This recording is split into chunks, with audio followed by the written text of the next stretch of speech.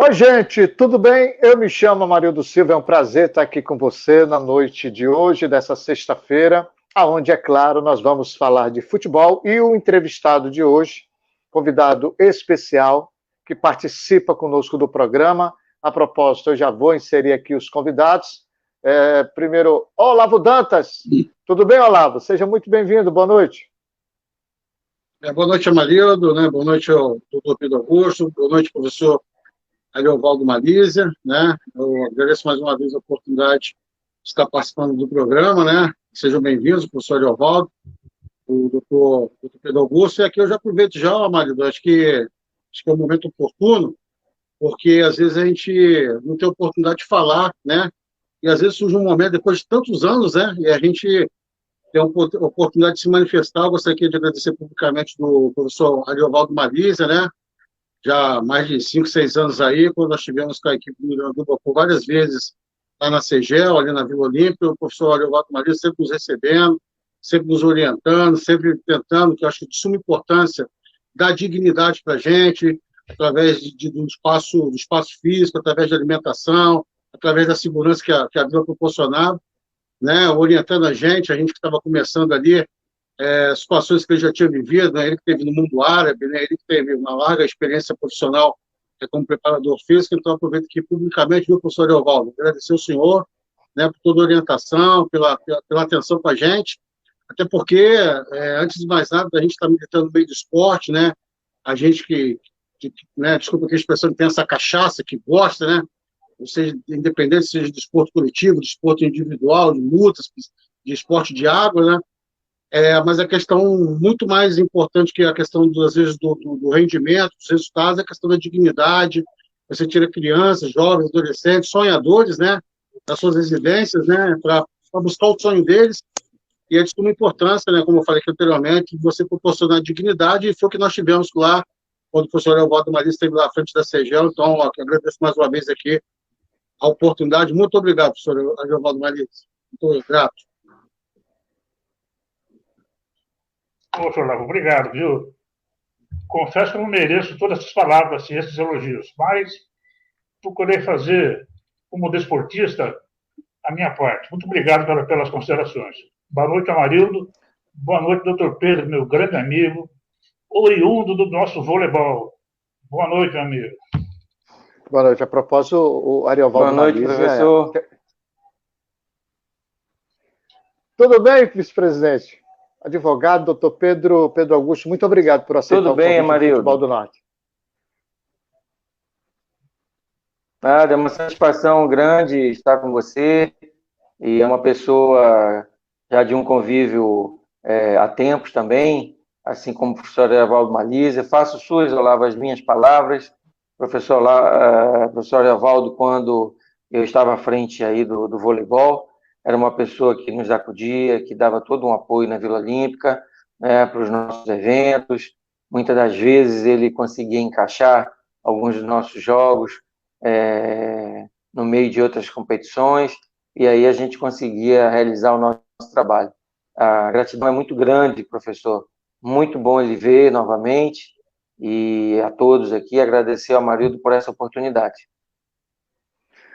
Perfeito, e claro, desde já, muito obrigado pelo convite aceito pelo Olavo, que está toda sexta-feira conosco, ao Ariovaldo Malísia, que é impressionante, Malísia, como você interfere positivamente. Eu te agradeço muito por alguns aprendizados quando, no antigo Vivaldo Lima, eu começava na imprensa, e ainda hoje, as interferências positivas no nosso trabalho. Muito obrigado mesmo. Bem, o nosso entrevistado de hoje é advogado, tem uma carreira que começou no futebol, me corrija, doutor, se eu errar alguma coisa, foi atleta do Olímpico Clube no futebol, foi do Fart Clube, jogou também no Atlético Rio Negro Clube. Eram quantos irmãos, ô Pedro? Conta pra gente, por favor. Nós éramos 3, somos uma família de 5 irmãos, né? 2 mulheres e 3 homens. Infelizmente, o meu irmão caçula não, o mais novo que eu, o Paulo, que jogou muito vôlei comigo e com meu irmão César, faleceu desse mal do Covid, do qual eu tive o milagre de Deus de sobreviver. E a gente começou, de fato, na escolinha de futebol de salão do Olímpico, com o Dinho, um treinador que lá prontificava. Hoje, segundo notícias que eu tenho, é um morador de Novo Airão, se eu não me engano, desenvolve alguma atividade por lá, faz tempo, muitos anos que eu não vejo. E começamos no salão. E depois de lá, fomos para o atletismo, com o falecido Geraldo Teixeira, onde nós praticávamos atividades, todos os 5, tanto as minhas 2 irmãs, quanto minha irmã mais velha, quanto meus outros 2 irmãos. E depois fomos para o vôlei, né? Mas passei pelo Nacional, pelo FART, pelo Sul-América. Hoje, o vice-presidente do Tarumã, o Zezinho, foi o meu primeiro treinador no Sul-América, né? Depois FART, enfim. Tivemos aí uma trajetória no esporte até chegar no vôlei e hoje compartilhar com o meu grande amigo e querido Dicica a vice-presidência da Federação Amazonense de Futebol. Olha, são muitos comentários. Boa noite a todos. Feliz em vê-los, tanto o professor Arielvaldo Malísia, o doutor Pedro Augusto, que muito contribuíram com a Copa Amadeu Teixeira de futebol de base. Tem muita gente por aqui, muita. O Marcelo Dantas, grande contribuição dessa página para o resgate e divulgação do futebol amazonense. A gente procura fazer o que a gente pode e também o que a gente... E eu sou cobrado, viu, o doutor Pedro, e o Olavo acho que já percebeu isso. Malísia, tu não sabe quanto eu sou cobrado, porque quando a gente resolve assumir o compromisso com o futebol do Norte, às vezes, poxa, Mario, tu fala de Rondônia, não fala do Amazonas. A gente fala assim do futebol do Amazonas. Só que existem mais 6 estados que a gente procura também dar espaço para não ficar somente tendenciando ou abrindo espaço para um. A gente procura abrir espaço para todos os estados. A propósito, ele deixou um comentário agora, e quando eu conversando com ele, ele disse: Amarildo, você vai entrevistar o doutor Pedro Augusto? Ele é meu cliente, rapaz. Ele é meu cliente, eu não sabia que ele ia ser teu entrevistado. E ele deixou aqui uma mensagem para a gente, na verdade, para a gente, e uma colocação, uma pergunta para o nosso entrevistado. Vamos acompanhar. Boa noite, amigos. Boa noite, Amarildo. Quero mandar um abraço para o Pedro aí. Sucesso aí na condução da Federação Amazonense de Futebol. Já foi um atleta como eu fui do Atlético Mineiro Clube, como o Dicica também foi atleta do nosso clube lá. E acompanhando aí a Série B, o alto investimento que o Rio Negro está fazendo, eu já cravo aqui que uma das vagas aí da Série B do Amazonense vai ser do Rio Negro. Pedro, acompanhando aí, praticamente nós estamos no final já do ano, e vendo o final da Série C e D, vamos torcer para os nossos clubes aí conseguirem uma ênfase, uma boa participação. O que a federação projeta para o Campeonato Amazonense já de 2022, se vai ser no primeiro semestre ou no segundo semestre? Um forte abraço. Lembra dele, Pedro? Ele disse: grande amigo Renner. É um amigo de longa data e jogou vôlei com a gente, jogou vôlei com meus irmãos e realmente gerencia ali a Pneu Forte da Recife. A gente sempre está em contato. E ele não sabia desse viés aí do futebol ao qual eu participo. Mas eu agradeço a indagação dele. Nós já estamos em processo de reunião e de tratativas, né? Até porque o plano do Dicica sempre foi de a gente ter uma ideia de campeonatos planejados, né, e com bastante antecedência, não só porque o estatuto do torcedor, exige, mas porque o novo pensar, a maneira de pensar o futebol tem que vir através de um planejamento, através das competições pensadas e bem feitas, né? Você não consegue vender o produto se o seu produto não é bom. Então, isso é uma das coisas que a gente tem discutido na federação, e eu estou tendo essa oportunidade de contribuir um pouco mais, de maneira que, respondendo ao Renner, nós não temos ainda a exata definição, se primeiro ou segundo semestre. Por quê? Porque a gente começa agora a experimentar a abertura dos espaços públicos para o futebol, né? Até então, nós não tínhamos torcedores, vamos ter aí o Jogo do Brasil, com uma previsão de 30% da capacidade da arena, que dá em torno aí de uns 15 mil torcedores, né, entre todo o pessoal que vai estar na arena. Então, a gente precisa analisar também como isso se projeta para o futuro, né? A questão da vacinação, do percentual das pessoas vacinadas, a questão que se fala muito aí do passaporte de vacinação, se isso de fato vai vingar ou não, o evento teste aí no jogo no Rio de Janeiro. Então, é uma série de situações que a gente precisa pensar e planejar bem. E esse planejamento, ele não é um planejamento isolado, não é um planejamento só da federação. Nós temos que interagir com órgãos públicos, né? Com os órgãos reguladores do Estado, da área de saúde, com o próprio governo do Estado, para saber de que forma que eles próprios também vão disponibilizar os espaços públicos para a prática do esporte. De maneira que tudo isso está sendo visto, tudo isso está sendo conduzido, tudo isso está sendo pensado de uma maneira bastante consciente e respeitando aí o prazo que o Estatuto Torcedor exige. Aí, o nosso entrevistado é o advogado, doutor Pedro Augusto, vice-presidente da federação. Eu abro a palavra para o Olavo. Malísia, fica à vontade, viu? Eu gostaria de formular uma pergunta para o doutor Pedro. É possível? Tá na vez. Doutor Pedro, vamos falar de futuro. Eu sei que a federação tem cumprido as suas funções institucionais de maneira correta, né? Bem limpa, bem transparente. E eu sei que você assumiu a federação agora de maneira interina em razão do estado de saúde do nosso presidente de circo, nosso amigo de circo. Falando de futuro, o que você planeja, Pedro? Porque eu imagino que o ano 2022 você vai estar à frente da federação. O que você já imaginou? O que você planejou para que a federação possa intervir junto ao comércio local, junto à associação de supermercados da capital, possa favorecer com um patrocínio, com um clube A ou com um clube B? O que a federação está pensando nesse sentido de forçar uma situação onde entidades, né, comerciais busquem patrocinar os clubes locais? Eu sei que não é a função da federação, mas dentro de uma governança mais atualizada, uma visão mais otimista de gestão, eu imagino que a federação pode sair desse estágio que ela está hoje, tá? E fazer algo mais, fazer um plus a mais, entendeu? Em benefício dos nossos clubes.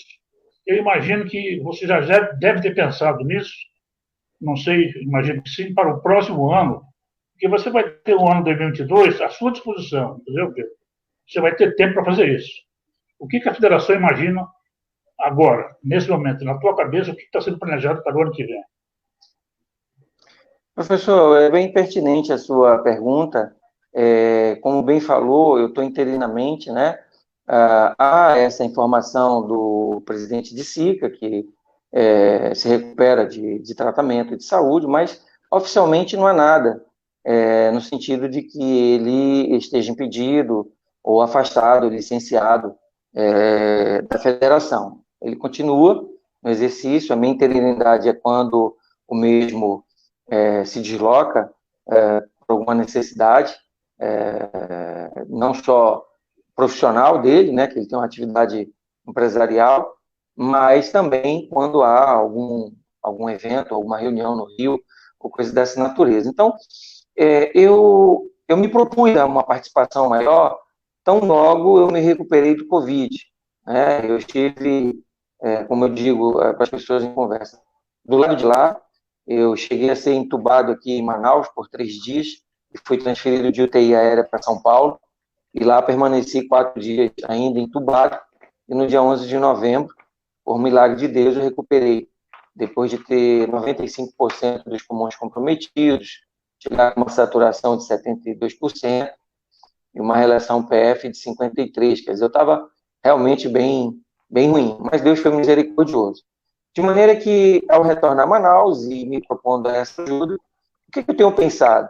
Eu entendo que a federação, ainda que na sua visão, que eu concordo, não tenha toda essa obrigação de buscar patrocínio individualizado para os seus filiados, mas ela é um mecanismo, ela é um fator é uma ponte, é um fator de aproximação com essas entidades. Eu sempre pensei que a federação, sim, pode, através dos seus contatos, através do seu produto, que é o futebol, através de competições bem planejadas, bem organizadas, bem definidas na sua realização, né? Com regras, com um calendário, com critérios de participação bem definidos, né? Nada daquilo que a gente ouvia no passado, porque o regulamento não previa isso ou aquilo, mas eu acho que um regulamento bem enxuto, bem discutido, né? Com os filiados, com os participantes, eu acredito que isso seja um fator muito positivo para a federação, para que ela possa, nas minhas palavras, vender esse produto futebol com esses atores que são os nossos filiados. E com isso, né, trazer patrocínio com a empresa e tudo. E isso também pode ser buscado através de reuniões com as entidades representativas desse empresariado, seja o comércio, seja a indústria. Eu lembro que quando eu comecei no voleibol, nós tínhamos o apoio da SUFRAMA. Existia no Decreto-Lei 288 uma previsão de que um percentual do que as empresas do distrito investiam fosse destinado para o esporte. E, na época, o presidente da federação, o professor Tales, e antes dele, eu não recordo agora, mas eu vou lembrar o nome dele, eles buscavam esse patrocínio, muitas das vezes a gente viajava com passagens compradas, com esses subsídios que eram dados pela SUFRAMA, e que há muito tempo deixou de existir, e eu ainda no vôlei deixei de usar, deixei de ter vamos dizer assim, esse patrocínio. Mas eu acho que tudo isso é resgatável, depende daquilo que você vende, daquilo que você leva para essas pessoas, para que agregue as marcas dele ao futebol. Né? Então, na minha visão, eu entendo que a federação é um fator, sim, preponderante de aproximação junto com os presidentes de clube, das entidades, para buscar esse patrocínio. Nós não podemos viver, e aqui é um detalhe que eu sempre falo também, só de esperarmos o governo do Estado, ou os governos estadual, municipal como um todo. Imaginar que um time vai ser formado só com esses recursos. Você tem que buscar outras formas de renda, e dentre elas o patrocínio. Porque muitas vezes você recebe o recurso público e investe numa boa equipe, não tem um sucesso na competição, a outra competição demora um tempo maior, né? Você não tem um calendário bem planejado, e o que acontece? Você desfaz essa equipe e acabou o seu dinheiro, espera-se o ano seguinte ou uma oportunidade para estar pedindo de novo, e o detalhe é que muitas das vezes esse dinheiro não chega nem a ser direcionado para a categoria de base. Então, eu penso que todo recurso que um filiado recebe, ele tem uma obrigação também de investir na base, né, para que ele possa ter ali uma fonte, né, de atletas, de renovação, de uso na sua categoria principal. Então, de uma forma geral, eu entendo que a federação, sim, é um fator de muita importância junto ao empresariado para que se consiga trazer patrocínio para as suas entidades filiadas. Eu concordo plenamente. Eu, particularmente, fico muito satisfeito e ouvir essa sua explanação.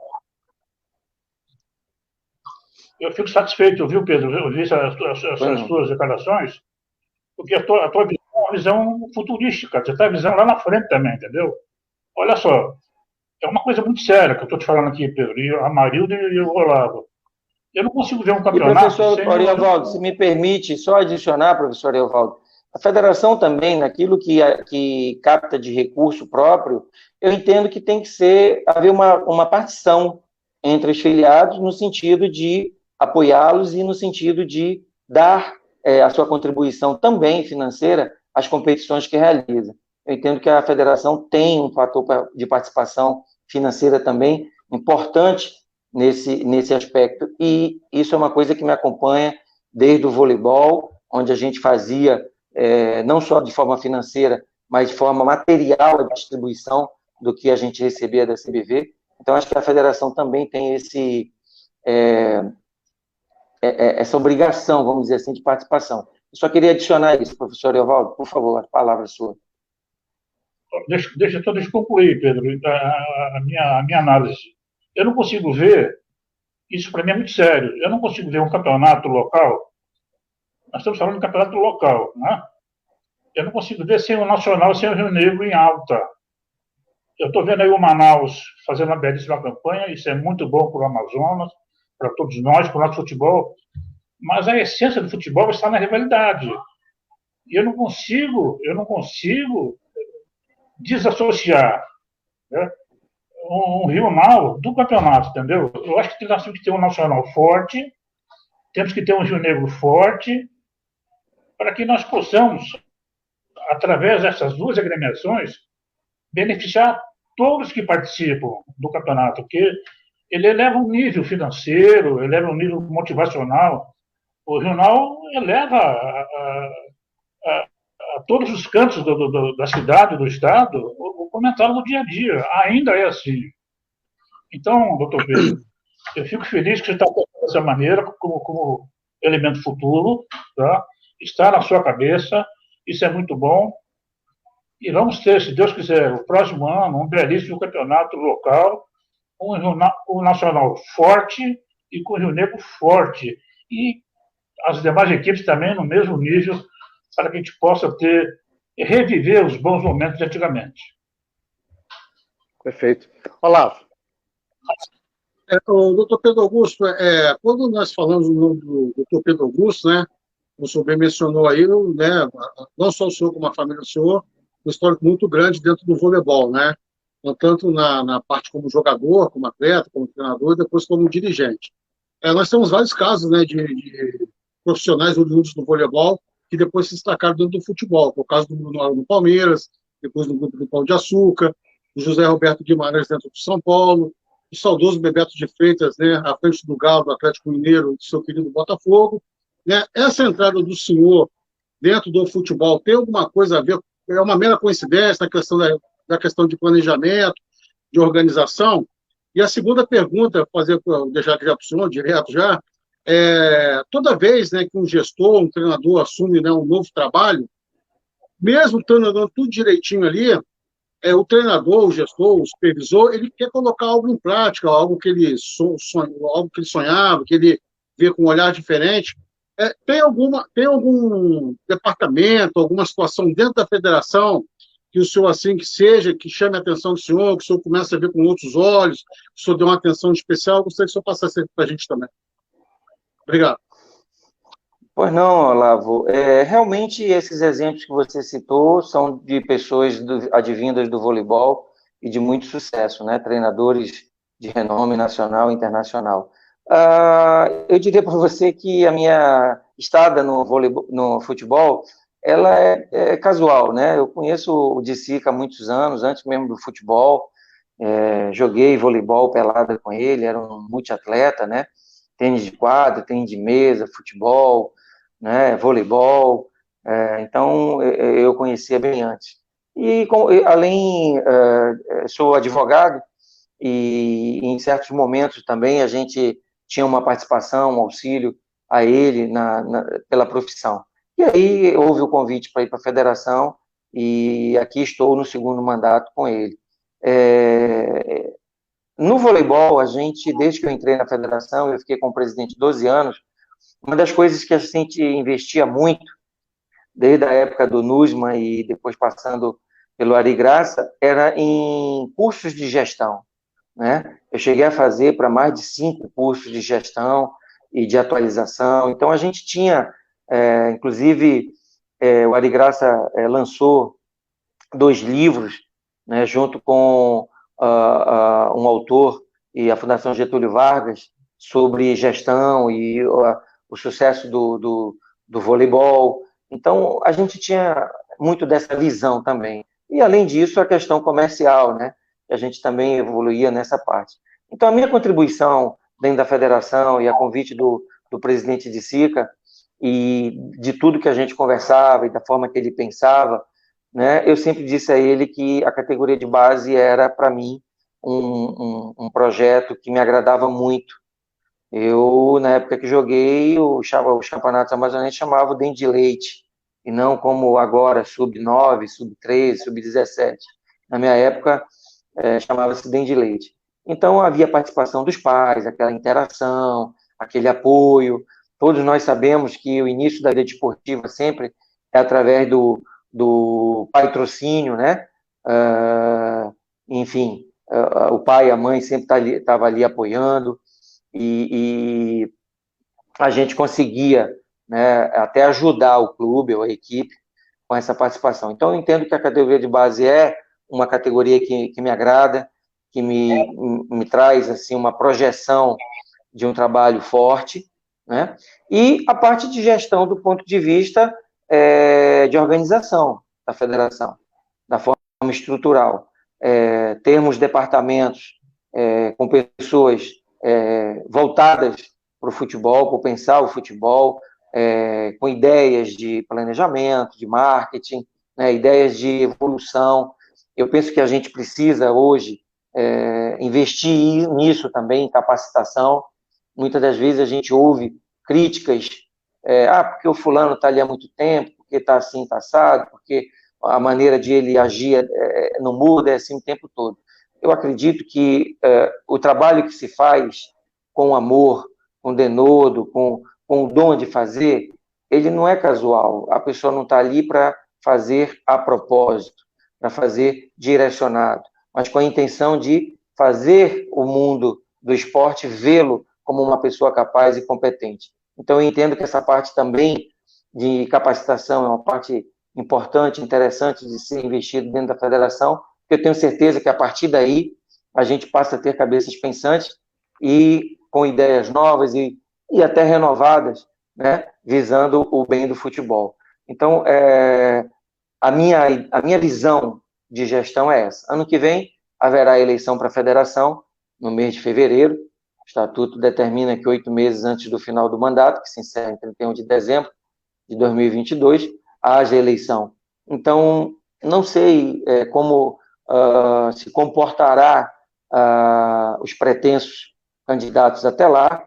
Eu tenho a ideia de trabalhar a federação seguindo as conversas que eu tinha com o Dicica de uma maneira assim bem ordenada até final do ano, e na proximidade do final do ano sentir, avaliar e ver como as coisas podem acontecer para 2022.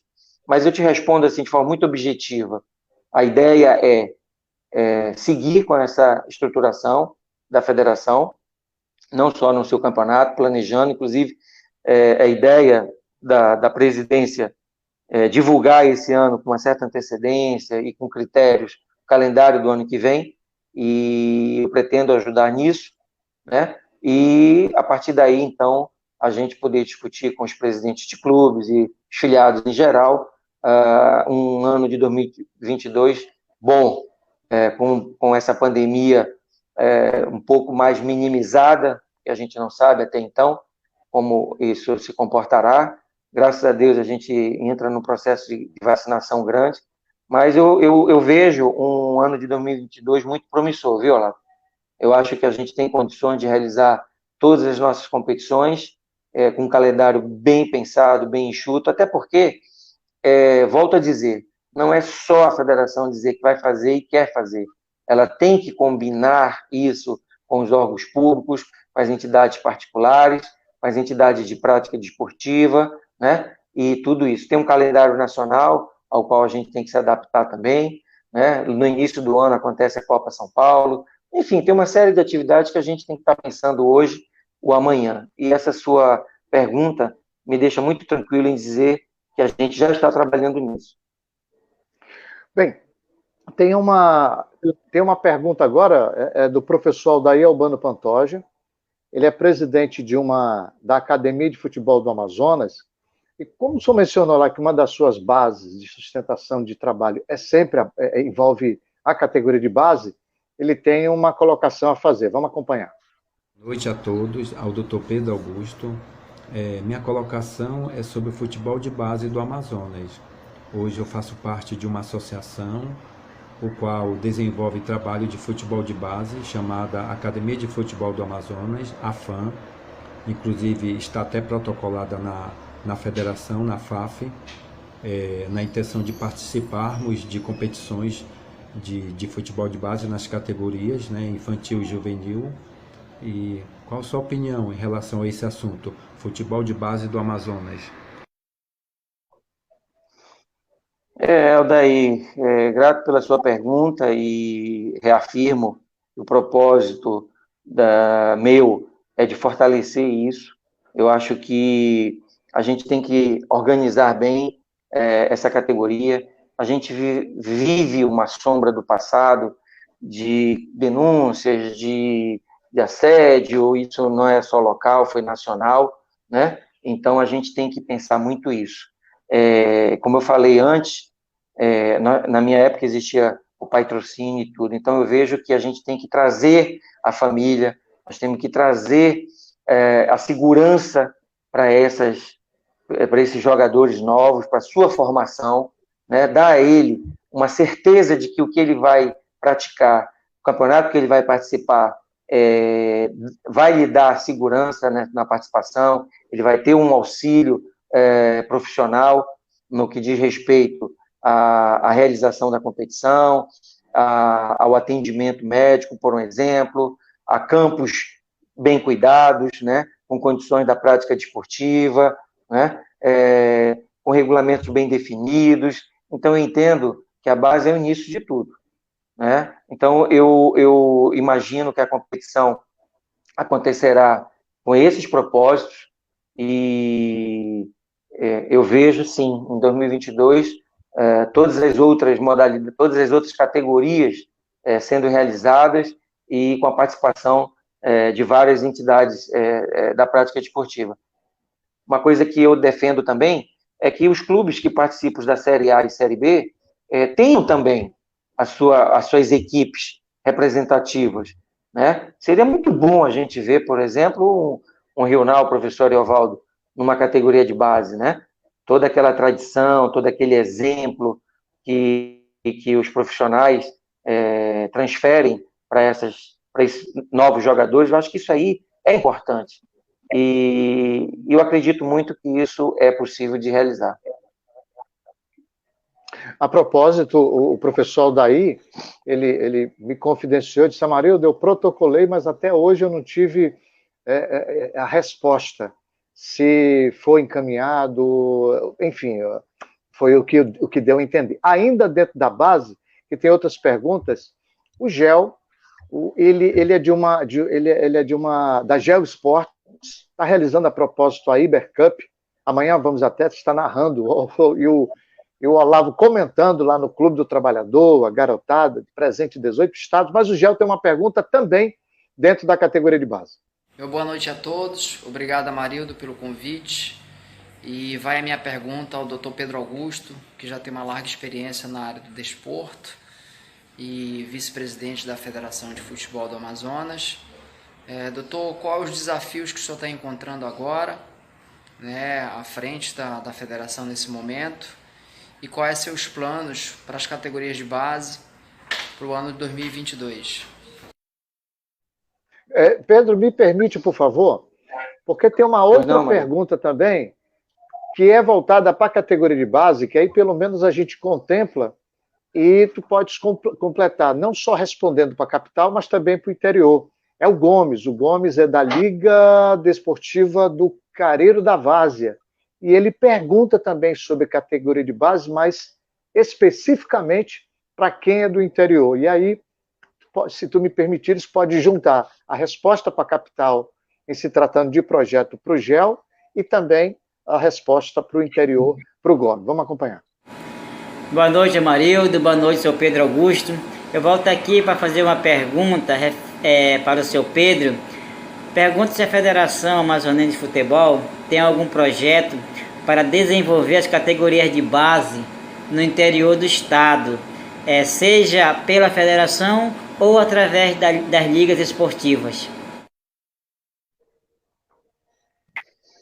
Bom, Amarildo, são perguntas extremamente interessantes e agradeço ao Gomes, ao Gel. O Gel é uma pessoa que eu conheço há muito tempo, foi instrutor, meus filhos participaram da escolinha dele, do Flamengo, há muitos anos atrás, né? E eu sei da sua vida de luta e de realizações.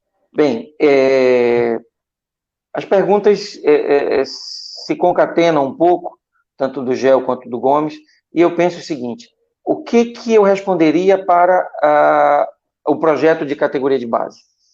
Como eu falei, a gente precisa conhecer as necessidades desses clubes participantes. Muitas das vezes, é muito fácil a federação dizer, vou fazer um campeonato desta natureza, mas sem saber quem são as suas filiadas. Não pelo nome, mas pela estrutura que tem, pelaquilo que carregam, né, em suas entidades. Como é que eu consigo participar? Onde é que eu me cedio? Onde é que eu treino? O que eu tenho? Então, acho que a federação tem que ter uma proximidade com essas entidades. Conhecê-las, não só pelo nome, na sua estrutura física, mas conhecê-las como aquela entidade que está ali também para lhe prestar um apoio, né? E, a partir daí, você buscar mecanismos, buscar maneiras de incrementar a sua atividade, seja através de material, seja através de uma participação financeira, né, seja através de uma busca de um patrocínio, enfim, agregar o nome da federação a essa entidade e vice-versa. Segundo ponto, é você ter uma organização administrativa, é você saber quem são os atletas que te procuram, de onde são, como eles fazem para participar, conhecer esse atleta e não simplesmente e formar, acima de tudo, esse atleta. Porque muitas das coisas que a gente vê também é que você monta uma equipe que quer participar e você acaba virando também um olheiro para as outras equipes e acaba sediando, no bom sentido, jogadores de outras equipes para trazer para a sua, seja oferecendo um pouquinho mais do que o outro. Eu acho que isso aí é uma autofagia do futebol, você acaba atrapalhando o trabalho do outro, e eu acho que isso aí tem que ter também regramentos por parte da federação a evitar, no máximo, situações dessa natureza. A gente ouve e há relatos de equipes que acabaram se formando em cima da hora com esse assédio, entre aspas, de jogadores de outras equipes que acabam ficando sem aquele plantel, né? Então, eu acredito que a competição é forte quando você faz também o seu filiado forte. E, a partir daí, você tem uma competição bem organizada e bem planejada. Eu penso isso para 2022. Não só um calendário bem feito, mas uma participação conjunta com as entidades nesse sentido. O interior, o que nós temos de exemplo? E tanto o Olavo e o professor Ariovaldo, como você, Marildo, certamente podem até complementar o que eu falo. Nós temos aí a Copa dos Rios. Eu acredito que é um projeto vitorioso, o presidente Sica comanda e faz isso ao longo de um tempo. Então, se nós temos a Copa do Rio para uma categoria sub-23, vamos dizer assim, por que nós não podemos também ter para uma categoria menor? Pode não ser do tamanho do nosso estado inicialmente, mas você pode começar com pequenos polos. Você reúne calhas de rios, estabelece sedes, né? Essas sedes, junto com a federação, monta-se um plano de trabalho para agregar isso, né? Traz o poder público municipal para a participação e a gente, inclusive, trabalha a questão do turismo. Imagina uma competição num polo onde você pode ter uma rodada numa semana, onde você trabalha também o lado educacional, você vai com a sua secretaria municipal e, de repente, consegue ajustar o calendário escolar para que aquele aluno, aquele estudante possa estar ausente do seu município durante uma semana e realizando uma série de jogos dentro daquele polo. Então, são ideias essas que eu tenho, e com mais profundidade, que aqui não dá para a gente detalhar a miúde tudo, mas são ideias que estão aqui na minha cabeça, que eu acredito que, se eu tiver uma oportunidade, eu tenho certeza que com outros profissionais, isso pode sair da ideia para o papel e do papel para a execução. Né? É o que eu digo ao Gomes, é o que eu digo ao Gel, e parabenizo a eles pelo seu esforço de estar formando, de estar agregando esses jovens ao futebol. Perfeito. Antes do professor Malise e do Olavo, eu tenho até que eu queria a sua impressão. A categoria de base no Amazonas hoje, eu fiz uma pesquisa, eu não descobri outro estado que tem essa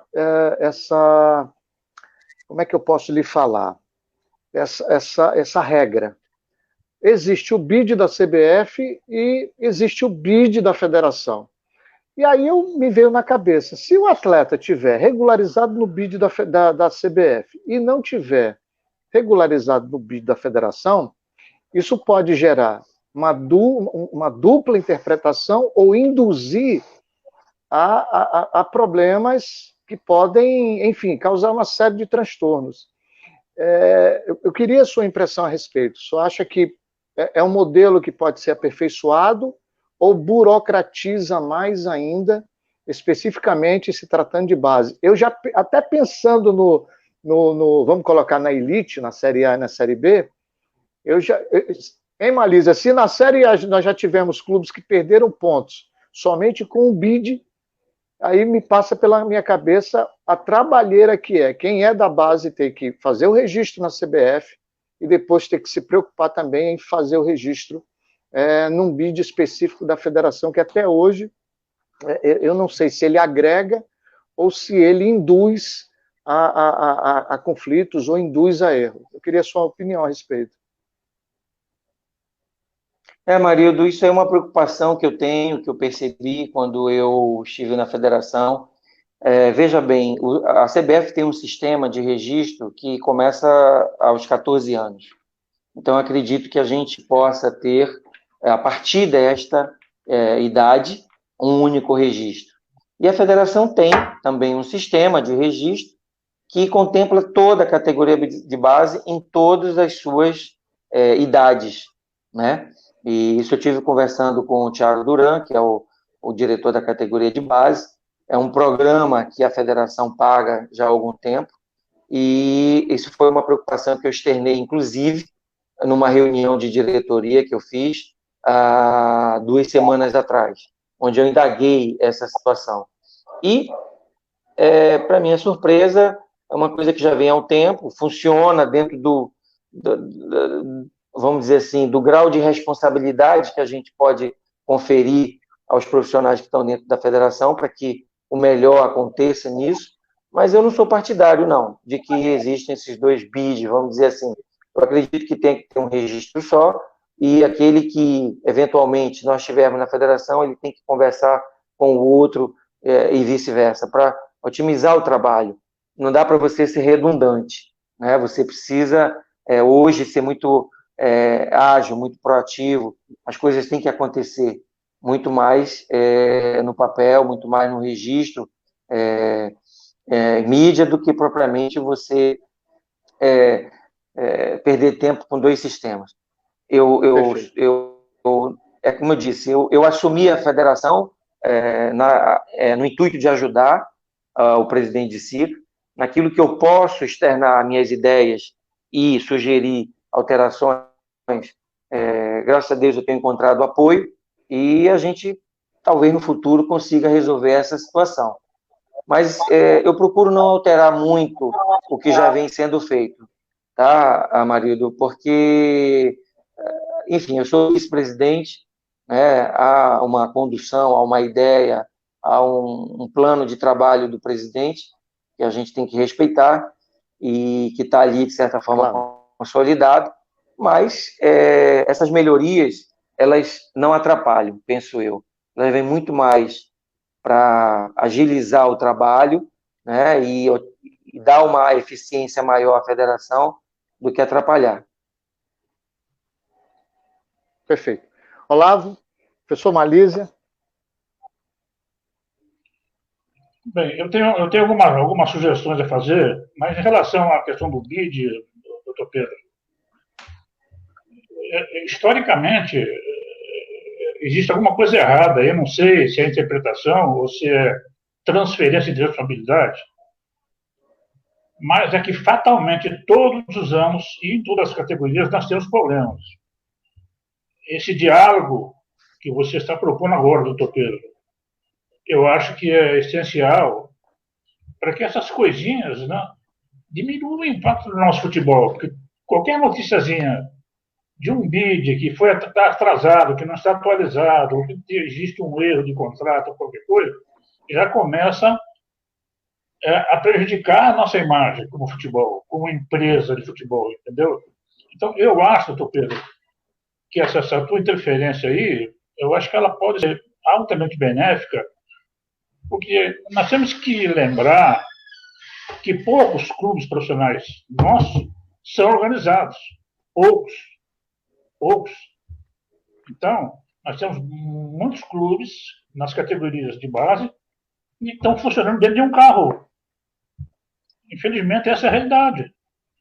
Funcionam no porta-mala do carro. Está lá, está toda a documentação dos seus atletas, da sua entidade. E isso, a federação tem que ter consciência, entendeu, doutor Pedro? Que ela pode interferir, minimizando essas coisas e que produzam algo mais positivo, né, em termos de organização, para que o nosso futebol continue, desde lá de baixo, subindo, melhorando a sua conduta administrativa. Essa é a minha preocupação. Uhum. Eu espero que você tenha o teu pensamento para o ano que vem. Eu acho que tem razão, professor, quanto a isso. Uma coisa que, Amarildo, que eu detectei quando eu cheguei, e que eu acho que é uma preocupação que vem de encontro ao que o professor Ariovaldo fala, nós não temos, por exemplo, na federação, um sistema de taxas e emolumentos. A federação sempre, e isso é uma coisa louvável do presidente Sica, de ele buscar sempre minimizar os custos, né, dos clubes e tudo. Mas a gente precisa ter um regimento mínimo de taxa e emolumento. A federação precisa ter uma captação também de recursos que possa ser revertido às competições e aos clubes participantes. Vamos dizer, eu costumo chamar os filiados, para envolver tanto os profissionais quanto os amadores e ligas, etc. Então, eu acho que isso é necessário para que a gente possa estabelecer minimamente direitos, deveres e obrigações. Uma outra situação, dentro da fala do professor Ariovaldo, funciona dentro de carros. Isso também acontecia em algumas vezes no voleibol. Mas no futebol falando, a categoria de base, por exemplo, o atleta não tem uma carteirinha dele de identificação de que ele é atleta.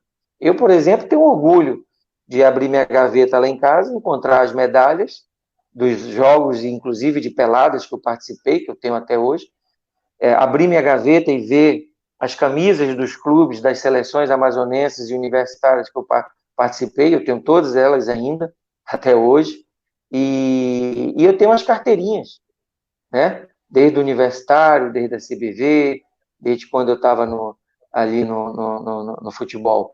Então, só para dar um exemplo, né? Isso é uma coisa que precisa ajustar. Eu acho que não só é um registro, mas é um documento que dá a segurança, que dá uma identificação ao atleta, seja para ingressar numa praça desportiva de um jogo que ele queira assistir, né, que o identifique ali perante a sociedade esportiva. Mas nós não temos. A federação não emite esse documento e não há uma taxa que se cobre para isso. Eu acho que é uma coisa que vai acontecer, né, que precisa acontecer, e, enfim, professor Evaldo, eu acho que essa ideia de organização também, né, assim como nós estamos também fazendo na federação um recadastramento funcional e dos filiados também. Nós estamos analisando a documentação para ver quem dos clubes, dos filiados, das ligas estão com a sua documentação em dias e atualizadas, porque isso é necessário. A gente precisa, como eu falei antes, conhecer os nossos parceiros, as pessoas que estão conosco. Olá. Doutor Pedro Augusto, amanhã nós vamos ter início, né, a Série B do Amazonense, né? Acho até pela questão do momento que nós estamos passando devido à Covid, né? Pelo aspecto financeiro, acho que causou até uma certa surpresa de a gente ter 7 equipes na competição, inclusive 2 equipes do interior, né? O CDC Manicoré e mais a equipe do Operário de Manacapuru.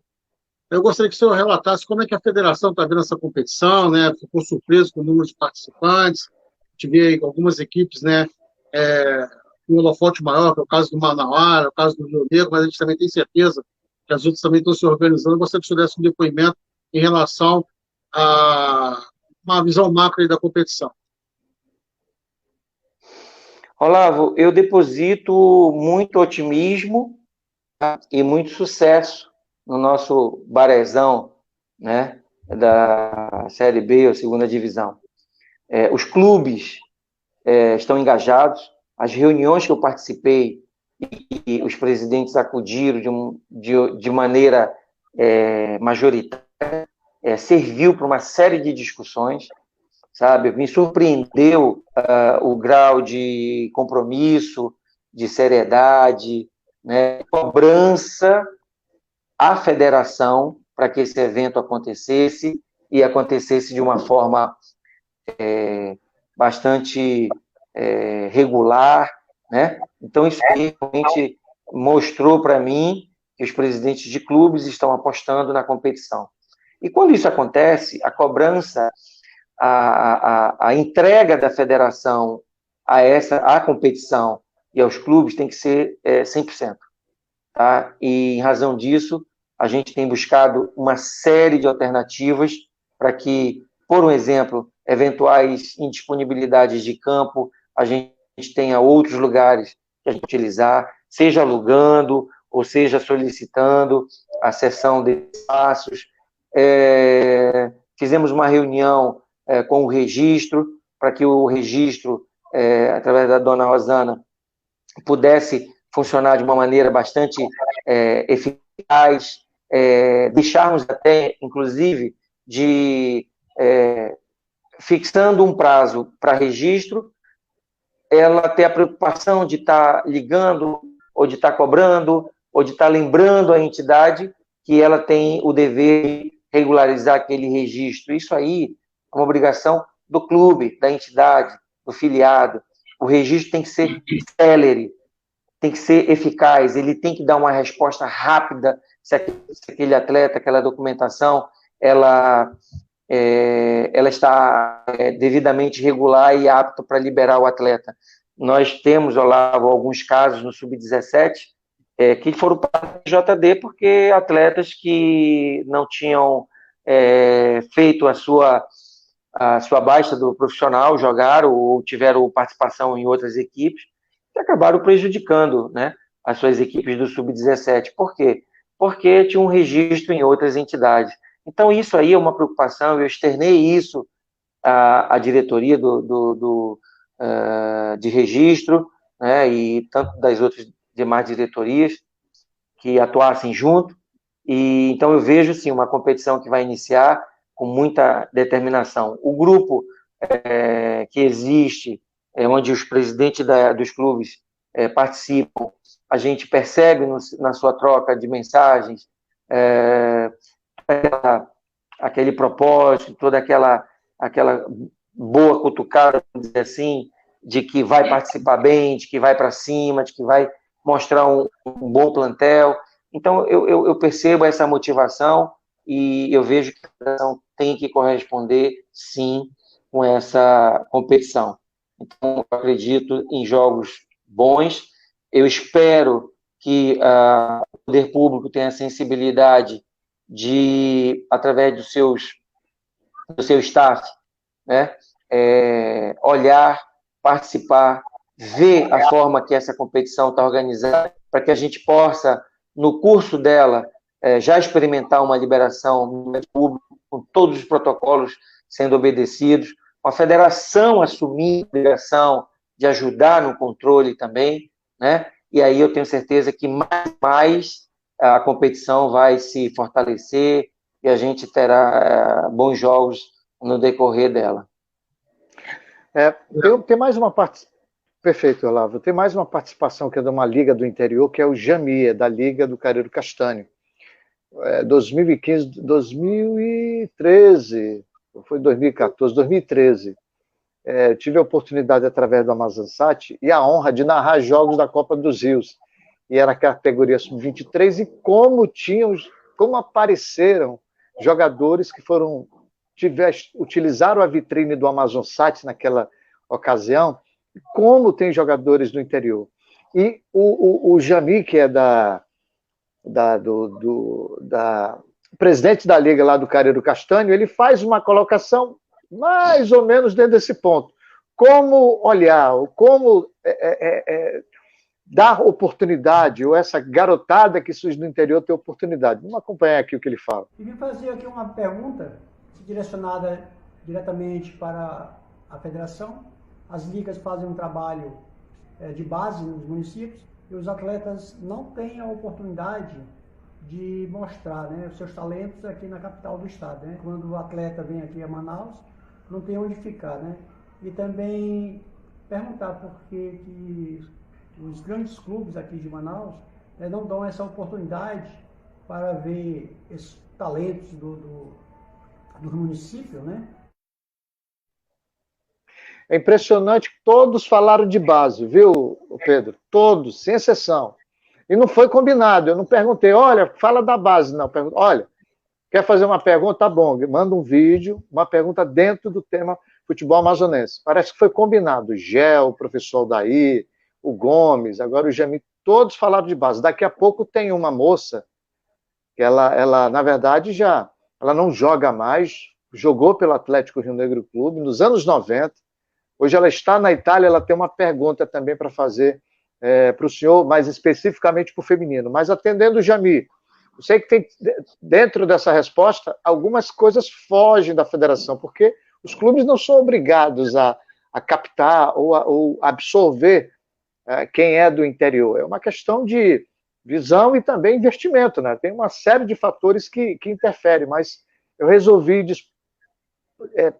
colocar ou publicar o vídeo dele para que o senhor tenha dê uma resposta para ele, ou atenda ele.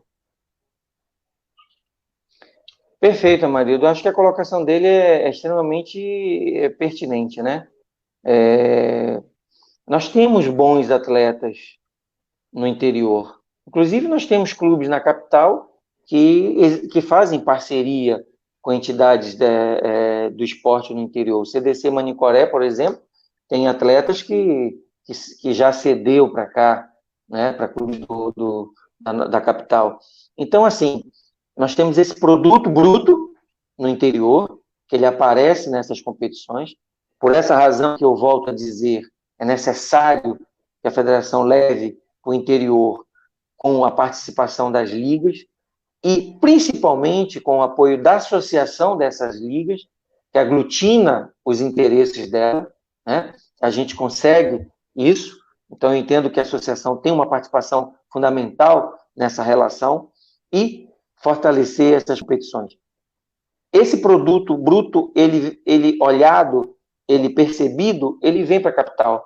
E aí é que entram esses clubes profissionais na preparação, né? Dando oportunidade, uma visão profissional melhor, maior para aquele atleta, seja até no calçar uma chuteira adequada, apropriada para um determinado campo, para um determinado piso, seja na preparação física desse atleta, né? Porque a gente sabe que no interior a coisa até é um pouco empírica, né? O professor Evaldo que conhece aí. Mas a gente tem a oportunidade de trabalhar isso. Então eu vejo que a federação tem um desafio muito grande, né, de incentivar, de promover, de realizar essas boas competições e, quem sabe, até convidar algum desses presidentes de clubes, dentro de um calendário aí bem elaborado, a visitar essas competições, né, a prestigiar. Não custa nada a gente se deslocar aqui um dia, um fim de semana, para ele olhar, para ele ver, para saber como é que é. A gente vai para um município desse, eu li recentemente, por exemplo, o público presente, com todas as garantias lá do poder público local, teve bons espectadores ali. Então, acredito que é um trabalho que precisa ser mais trabalhado, que é essa visão, essa exposição desses atletas no interior, para que os nossos clubes vejam e aproveitem eles, né? Até porque o mundo é globalizado. Se esse atleta não dá certo aqui, ele certamente, pela internet, vai haver uma oportunidade lá fora. E quando a gente menos espera, esses atletas estão despontando e a gente perdeu o tempo deles aqui conosco. Verdade. Posso fazer um comentário, Mário? Pode. Só identificar aqui o bloco. Só identificar o bloco. Bem, nós estamos com o professor Ariovaldo Malísia, convidado da noite de hoje. Olavo Dantas, que é comentarista do programa, do Tamo em Casa, recebendo hoje a presença do vice-presidente da Federação Amazonense de Futebol, o advogado Dr. Pedro Augusto, onde desde já nós agradecemos por ter aceitado o nosso convite. Olavo. Por favor, professor Ariovaldo, por favor. Não, por favor, seja meu convidado. Depois eu falo. Eu vou fazer só 3 citações aqui em cima do que o doutor Pedro Augusto falou, só comentários bem sucintos aqui. Primeiramente, que hoje nós temos 2 atletas do interior do estado do Amazonas, 2. Eu posso falar um pouquinho do futebol feminino, que a gente militou um pouquinho dentro do futebol feminino. Hoje nós temos a Flávia, que foi campeã agora brasileira pela Série A2 da equipe do Red Bull, a Flávia de Manacapuru. Excelente trabalho realizado pelo professor Fredson Leite, um cara abnegado.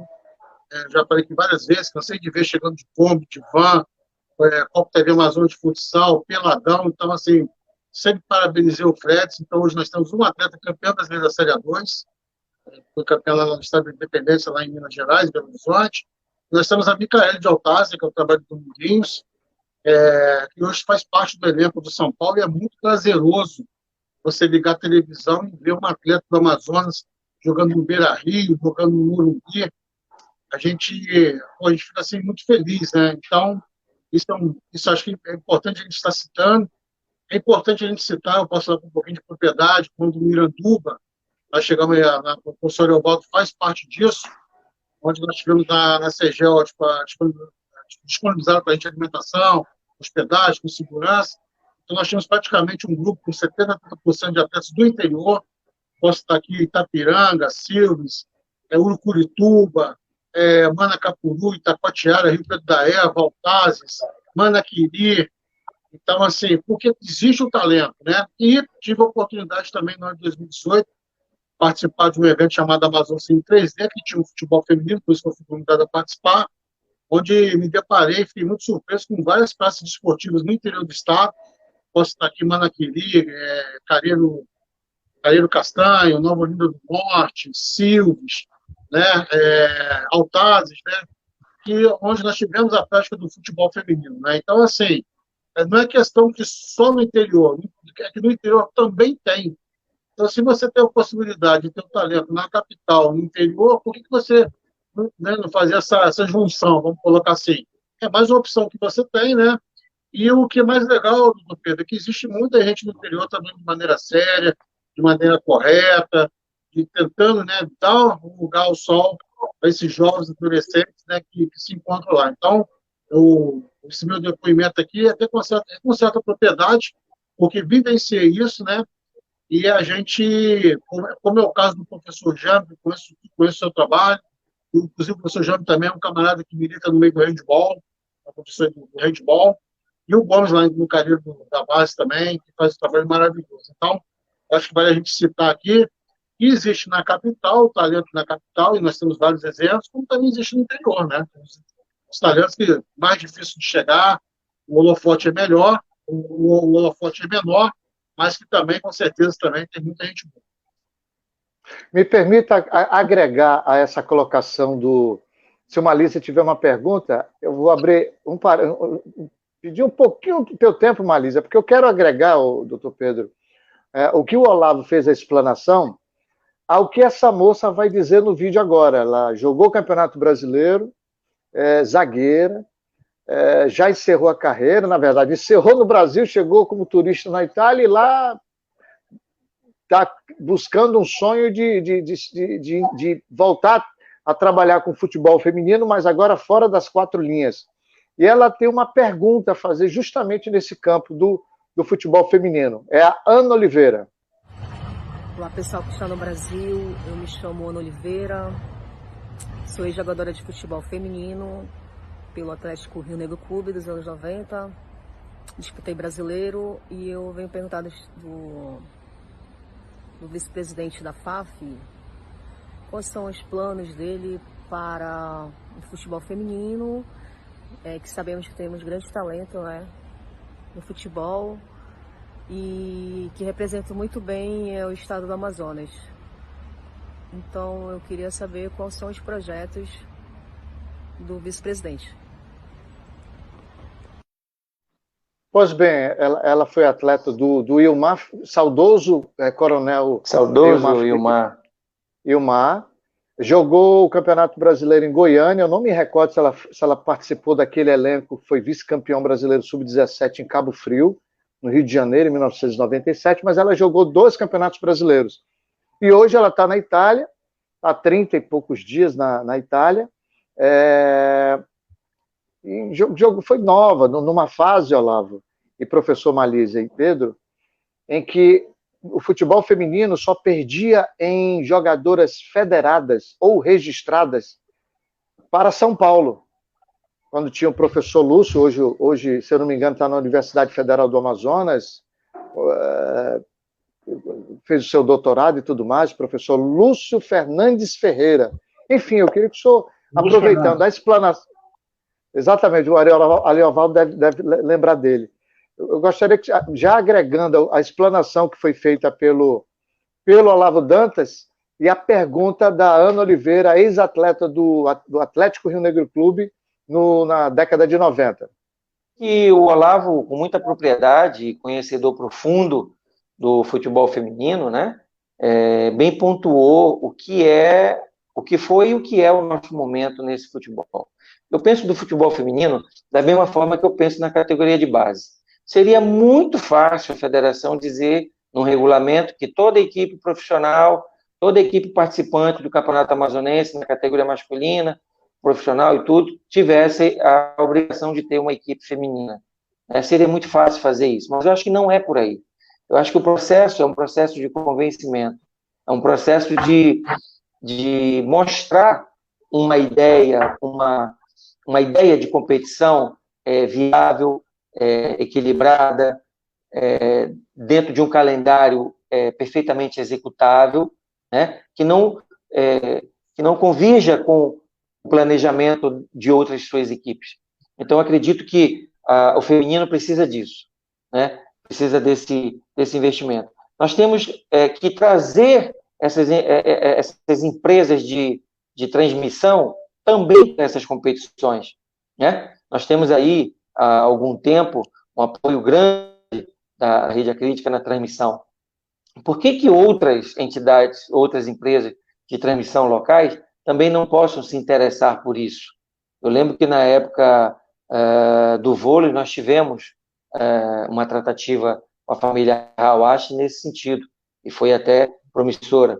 Então, eu penso que o futebol feminino precisa também desse apoio, precisa também desse cuidado da federação, né, com estrutura adequada, com competição bem elaborada, né, com calendário enxuto, com entidades participativas bem organizadas.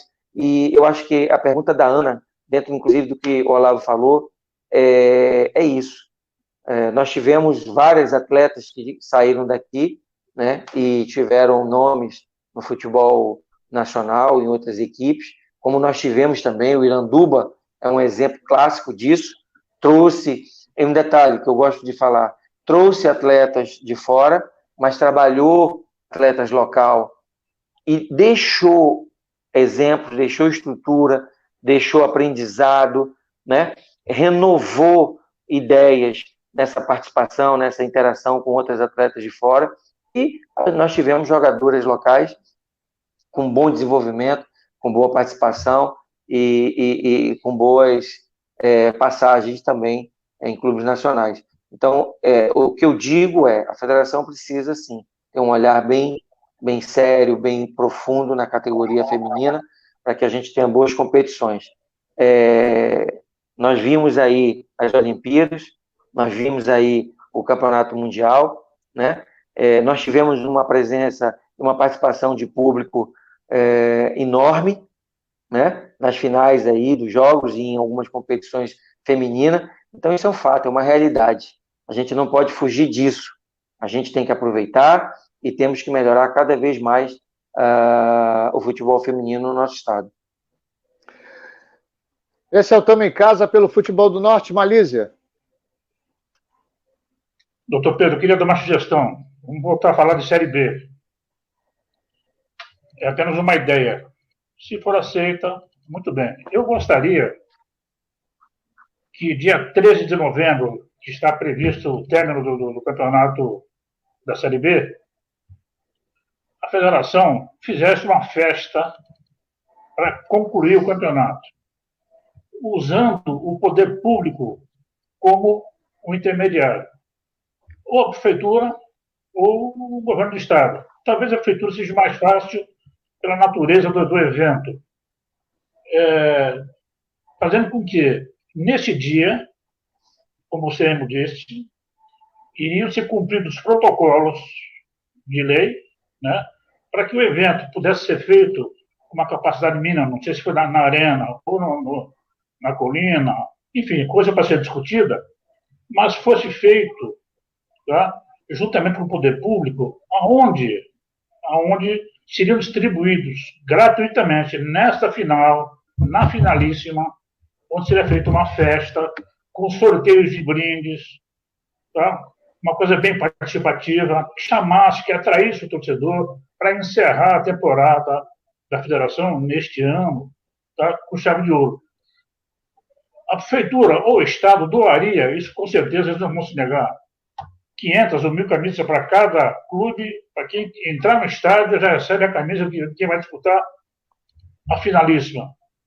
Seja lá qual for as equipes. São 2 equipes, é um jogo de rodada, me parece que única, né? Vai ser decidido ali nesse dia. Então, eu imagino que se a federação se propuser a fazer, juntamente com o poder público, uma festa de encerramento, eu acho que seria brilhante, seria muito bom, e teríamos uma casa cheia, se você quiser saber, presidente. Porque o povo está sedento, está louco para ver futebol. Já vai ver a seleção brasileira. Agora vai ter que ver também o nosso aqui, que com certeza estará muito qualificado. Porque o que eu estou sabendo é que todas as equipes estão se armando de maneira bem organizada. Teremos um bom campeonato. Eu gostaria de um bom encerramento também. Vai aqui minha ideia, minha sugestão. Perfeito. Perfeito. Já está aderido, né? Já está aderido à sua ideia. Isso, inclusive, na reunião de diretoria foi tratado. Ressalto que, quando eu falei na capacitação, na gestão, na organização, a federação não pode fazer tudo, né? E, para isso, a gente conta com uma empresa que já havia sido contratada pelo presidente de SICA para ajudar na questão de marketing, na questão dos eventos da federação, que inclusive fez um Barezão 2020 muito, muito bonito, né? Nós vimos a arena com vários jogos de casa cheia e tudo. Então, aproveitando essa empresa que foi contratada desde o ano passado pelo presidente de SICA, a gente certamente já está pensando nisso e adiro a sua ideia desse encerramento. E digo mais, não só para o Barezão da Série B, mas também para a Copas do Rios. Eu posso lhe dizer que essa ideia está sendo tratada com o presidente de SICA para que a gente possa realizar e fazer de uma maneira que agregue, que agrade, que interaja os seus participantes. Obviamente que não vai ser um festão, não tem como ser, porque a gente não sabe como vai ser o comportamento e a liberação de público, mas eu tenho certeza que acontecerá e será um evento que marcará aí o encerramento de uma competição que eu tenho certeza que será bastante bonita e de muito sucesso. Vice-presidente, eu resolvi também procurar a Cleia e trazer alguém da Cleia para falar conosco. Ele é advogado, ocupa um cargo na entidade e ele também faz a sua colocação, a gente vai acompanhar agora. Doutor Pedro Augusto, bom dia. Amarildo Silva, espectadores. Beto Tavarovski, da Rádio Já Emissora Panamazônica, também secretário da Acleia Amazonas. Minha pergunta para o doutor Pedro é uma pergunta bem simples. Os outros estados, as outras federações, elas mantêm um estreito laço com as associações dos cronistas e locutores esportivos locais. Aqui no Amazonas, isso aqui, nós não conseguimos aqui, em determinado momento, vislumbrar a continuidade dessa integração, principalmente na questão de auxílio à associação nas suas finalidades profícuas. Eu perguntaria ao doutor Pedro aqui como ele enxerga essa integração entre a Associação dos Cronistas e a Federação Amazonense de Futebol. Muito obrigado, bom dia. Oi, Marildo, eu consegui aqui ouvir perfeitamente, não por um acaso, mesmo sem ter ouvido a colocação, eu expressei a minha surpresa de não termos a Cleia tão próximas e tudo, né? Eu penso o seguinte, que mundo nós vivemos hoje? O que nós estamos fazendo aqui com a sua participação, com a sua expertise, junto com o Olavo, junto com o Ariovaldo, interagindo de forma virtual, né, discutindo ideias, propósitos, né, projetos e tudo. Então, eu penso que a Cleia tem uma participação grande e ela deve agregar a federação. A gente tem que reunir, fazer um resgate disso aí. Por quê? Porque, como eu estou falando, a virtualidade, né, a internet, ela tem facilitado muito. Então, se nós não podemos tê-los de maneira presencial, por exemplo, num estádio, por que não podemos fazê-lo através de um cronista, um locutor esportivo, numa transmissão, através de um canal de YouTube, enfim, qualquer outro que seja, transmitindo uma partida e termos esses profissionais trabalhando, né, e divulgando o evento, o jogo, para sabe lá quantos milhares de pessoas. Então, acredito que a participação da Cleia é importante, tem que haver esse resgate. Eu confesso a vocês que eu não sei quando que se perdeu essa interação, não posso ser leviano em dizer em que momento isso aconteceu, mas eu acredito que o retrovisor tem que estar focado para frente e não para trás. O que aconteceu, aconteceu, eu acredito que o resgate é daqui para frente. O que nós podemos, numa reunião, discutirmos e trazermos a Cleia como parceira, né, de futuro para os eventos e para os momentos da FAF.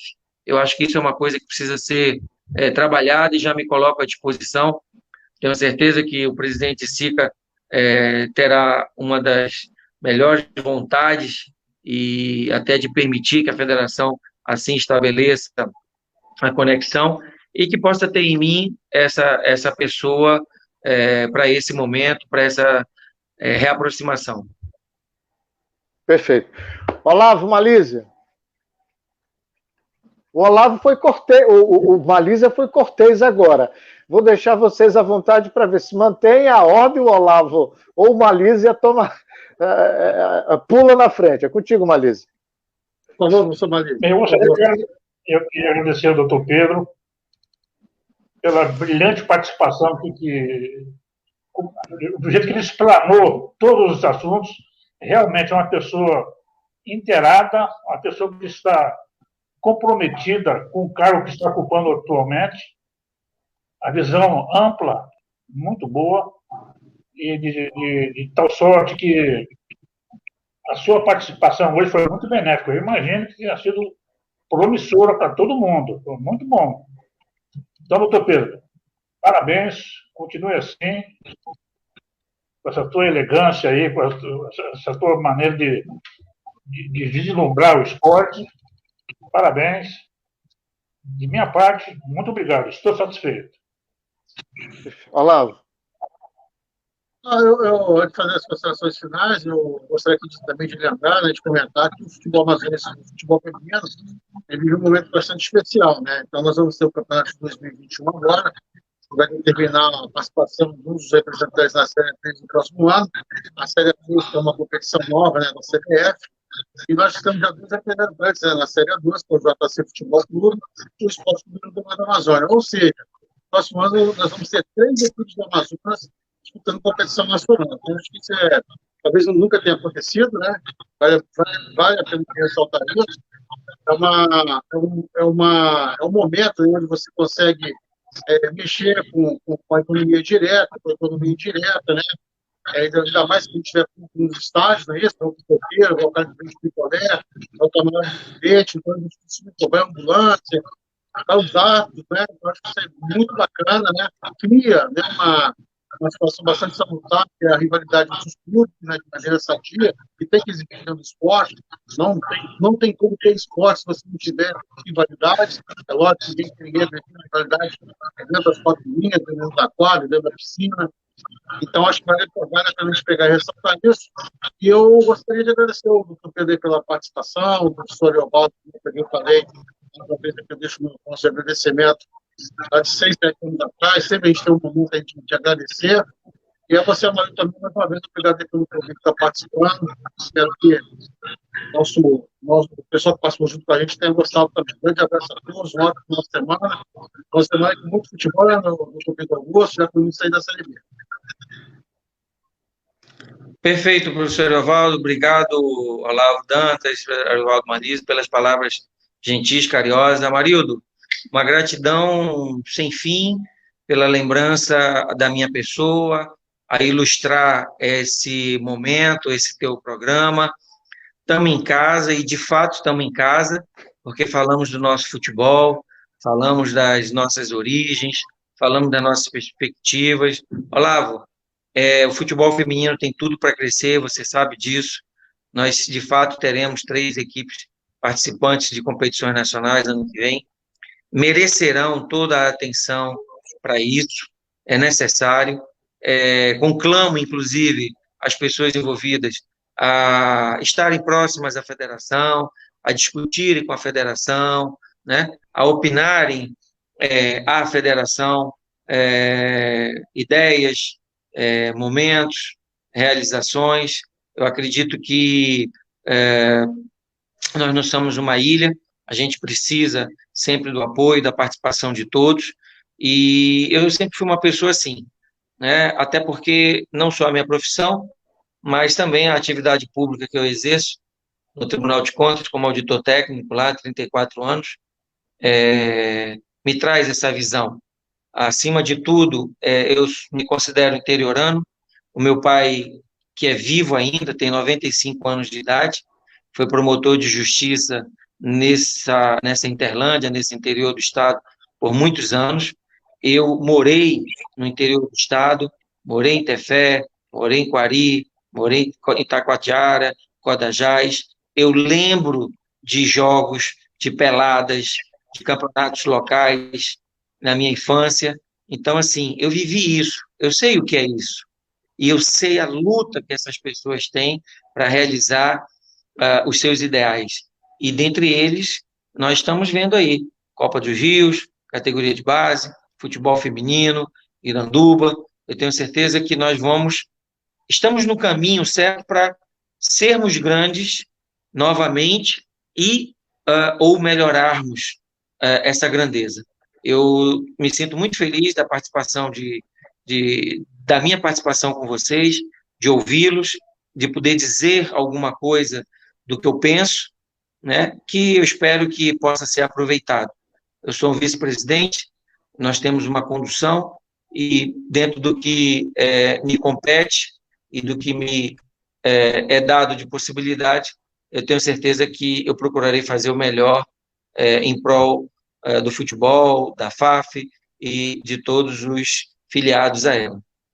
Gratidão sempre, uma boa noite muito tranquila para todos, um final de semana maravilhoso e uma semana, assim, de muita glória. Marildo, você é a pessoa, você é iluminado. Parabéns, e que em todos os seus programas sempre irradie o melhor de todos os assuntos, todos os propósitos que você possa tratar. Um forte abraço. Valeu. Eu conheço o Pedro do início dos anos 90 e sempre achei uma pessoa... Muito vôlei, cobria muito amador, não saía da Vila Olímpica de Manaus, natação, fazia um tour ali pelos pelas ilhas ou por aqueles países. Eu costumava dizer o seguinte: vou agora nadar, vou agora saltar. E, enfim, quando eu conheci o Pedro, eu até disse para o Lissandro, eu não falo com o Pedro há mais de 10 anos. Não sei se ele vai se recordar de mim, porque eu conheci na época do voleibol, conheci na época do TJD. É verdade. E o Pedro sempre teve uma postura, uma conduta sempre idônea, sempre discreta, sempre serena na sua tratativa no meio esportivo. E isso sempre me transpareceu, sempre me passou muita segurança. Eu sou muito observador, seja na minha vida profissional, ou seja na minha vida pessoal, e, enfim, eu tenho um grande respeito e admiração pelo senhor. Quero agradecer, deixa eu só posicionar a tela aqui com os 4. Obrigado, professor Malísia, por mais uma vez participar de um programa, muito obrigado. Olavo, obrigado mais uma vez. E ao nosso convidado, que eu sei que também foi um desafio participar conosco. O programa é longo, um pouquinho longo. Eu agradeço e espero que o Futebol do Norte tenha... eu fiquei muito satisfeito, eu espero que você, internauta, tenha ficado satisfeito.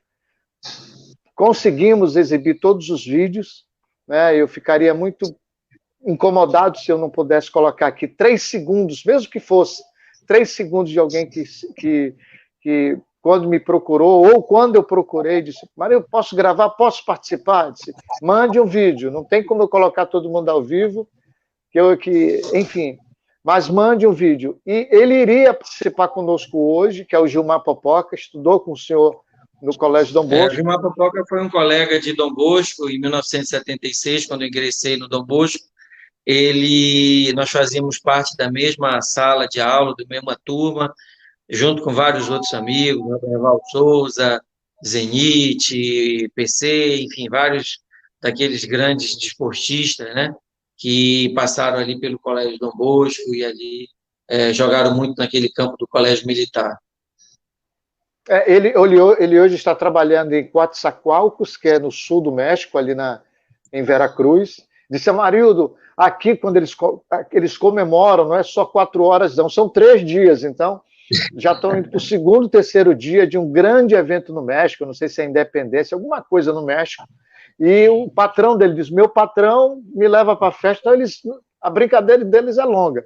Eu vou fazer o possível, mas se eu não puder participar, estenda meus cumprimentos, dê um grande abraço no Pedro. Ele diz: lembro sim que nós estudamos no Colégio Dom Bosco, tem um carinho muito especial por você e ele lhe mandou um grande abraço.